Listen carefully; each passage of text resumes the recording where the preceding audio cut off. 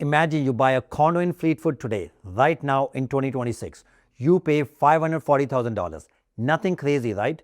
Pretty normal for Surrey. Now fast forward to 2029. The SkyTrain opens literally within walking distance of your front door, and that same condo, conservative estimates are putting it at $680,000 or $720,000. That's potentially a $180,000 gain without doing a single renovation, without moving, without doing anything except buying in the right block at the right time. Now here's the question nobody's asking: which blocks? Because not every street in Fleetwood is going to see that kind of appreciation. Some will, some won't. And the difference between the right block and the wrong one could be 6 figures. That's exactly what we are breaking down today. Hey, what's up everyone? I'm Sonny Bhinder, and if you're watching this channel for the first time, welcome. I've been a realtor here in Surrey and the Fraser Valley for over 20 years. I've done over 1,300 transactions and more than $1 billion in sales volume. I say that because when I give you a market analysis, it is coming from someone who has lived and breathed this market for over 2 decades. And if this is your first time here, make sure you subscribe and hit the bell. Now let's get into it. The Fleetwood SkyTrain block by block breakdown. So what is actually happening in Fleetwood? Let me start with a quick reality check, because I talk to buyers and investors every single week, and there's a massive amount of confusion about what this SkyTrain project actually is, what it means, and when it is actually happening. So here's a simple version. The Surrey Langley SkyTrain Extension is extending the Expo line. That's the same line that runs from downtown Vancouver through Burnaby and Surrey. It's extending another 16 kilometers east along Fraser Highway, all the way to Langley City Centre. And along that route, there are 8 new stations. One of those stations, and this is the one we are focused on today, is the Fleetwood Station, which is going to sit right at the corner of Fraser Highway and 160th Street. This is the Fleetwood Town Centre. Now here's where it really gets interesting. The projected opening is 2029. That means right now in 2026, you are 3 years ahead of the event that is going to reshape property values in this neighborhood. And this isn't just a transit stop we are talking about. Surrey has an entire community plan built around the station, the Fleetwood Plan, which calls for this area to grow from roughly 65,000 residents today to 110,000 residents. We are talking about doubling of density, 16,000 new jobs, and a completely new urban core for the city. Think of it like a metro town in Burnaby, but it is in early stages. The people who bought near metro town 15-20 years ago, they are not complaining right now. So the real question isn't whether Fleetwood is going to appreciate. It is going to appreciate. The real question is how much and where exactly. Because in my experience, and I've watched every major SkyTrain expansion in this region, the difference between the right block and the wrong block is enormous. So talking about the zone map, how close is close enough? All right, let's get into the actual block by block breakdown. I want you to picture 3 concentric rings around the future Fleetwood Station at Fraser Highway and 160th Street. Zone 1, Zone 2, Zone 3.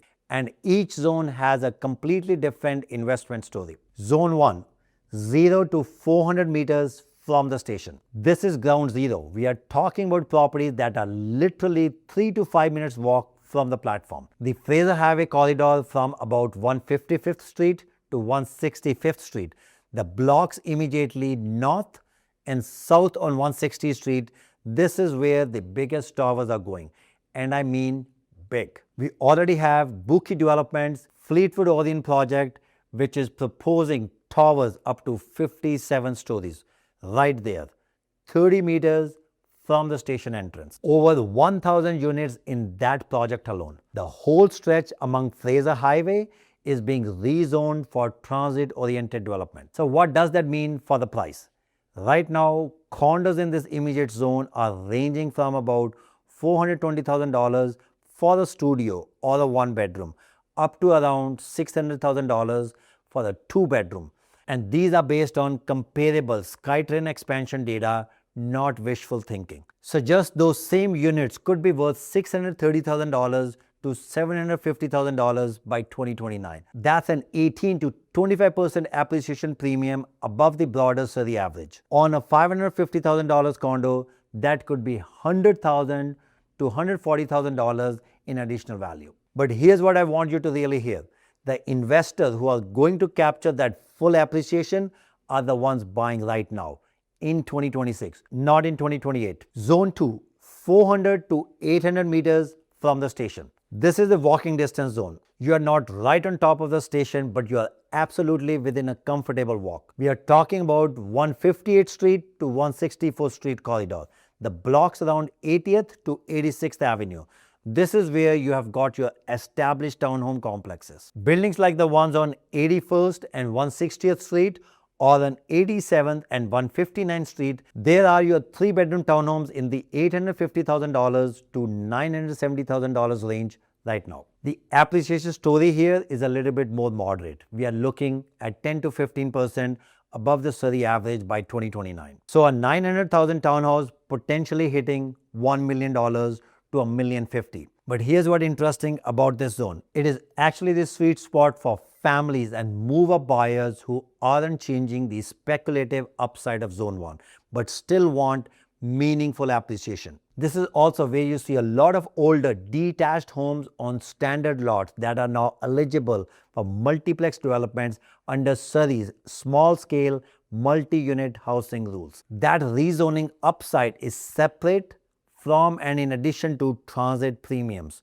If you own a 6,000 to 8,000 square feet lot in Zone 2 right now, I need you to pay very close attention. Now we are in Fleetwood Tynehead.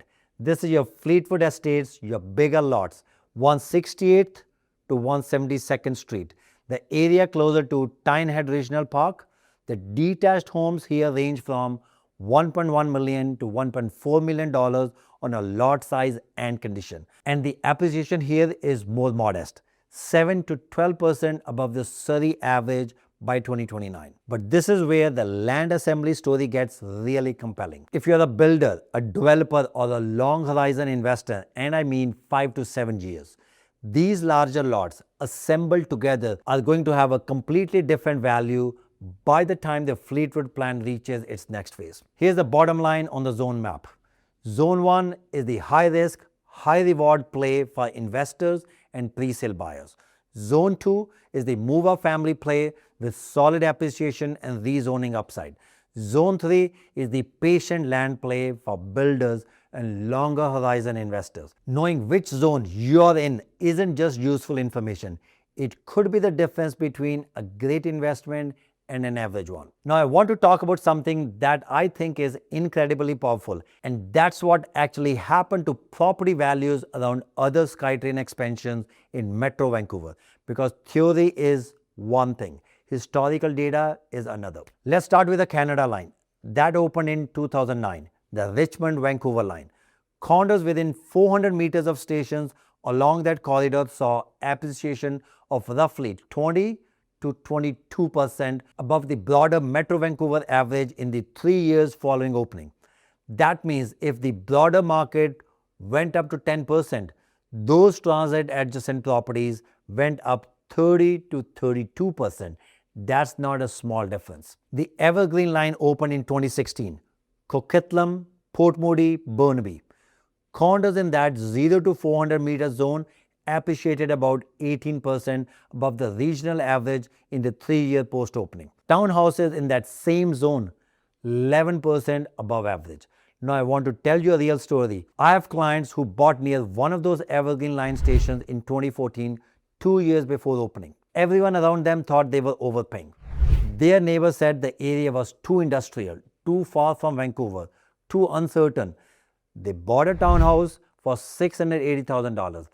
By 2019, that same townhouse was worth $1.1 million in 5 years. That's a $420,000 gain, not because of some magic trick, not because they got lucky, because they understood that transit fundamentally changes the economic geography of a neighborhood. And now compare that to the people who waited, who said, let me see what happens first. By the time the station opened, the run-up had already happened. The easy money was gone. What you want is to be in the market before the mainstream buyers figure it out. Right now, with Fleetwood opening in 2029, that window is still open, but it is closing fast. Okay, so now let's make this really practical. Do any one of you have a property in Fleetwood right now and you're not sure what to do or what zone you are in? You can reach me out anytime. My information is in the description below. Okay, so now let's make this really practical because I know my audience. Some of you are first-time buyers, some of you are investors, some of you already own in Fleetwood and you're trying to figure out what to do next. Let me speak to each of you directly. If you are a first-time buyer, Fleetwood right now is one of the best value propositions in the entire Metro Vancouver market. You can still get a condo in Zone 1 or Zone 2 at prices that are frankly significantly more affordable than Burnaby, New Westminster or downtown Surrey. And you're buying into a neighborhood that has every single ingredient for strong, sustained appreciation, new transit, a city-backed plan, population growth, and jobs target of 16,000 new positions in the town center. You are not just buying a home, you are buying into a transformation. And the thing about transformation is that they are obvious hindsight. Fleetwood is still undervalued relatively to where it is going. If you are an investor, the rental story here is going to be exceptional.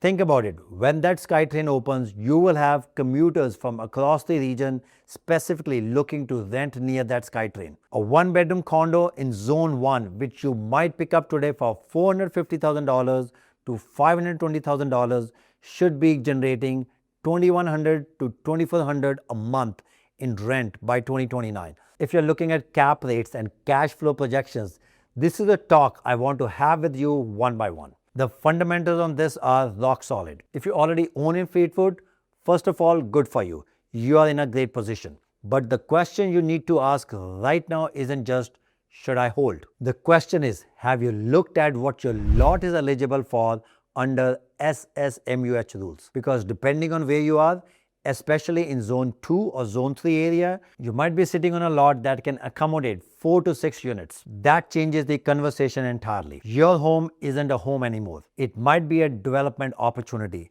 And with the transit premium coming on top of that, the math gets very interesting. So whether you're buying, selling, investing, or relocating, reach out to me directly.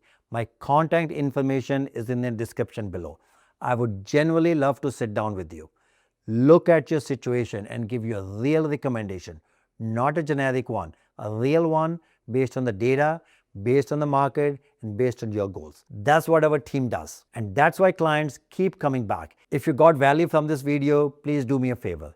Hit the like button and subscribe to this channel and share this with someone you know who is thinking about buying or investing in Surrey, because this kind of block by block analysis is exactly what makes the difference between a good decision and a great one. And before you go, if you're doing more research on the Surrey market, I've got 2 videos you need to watch next. The first one is my full breakdown of the best Surrey neighborhoods for investment in 2026. The second is my guide to buying a pre-sale condo in BC. Links are on your screen right now, and I will see you in the next one.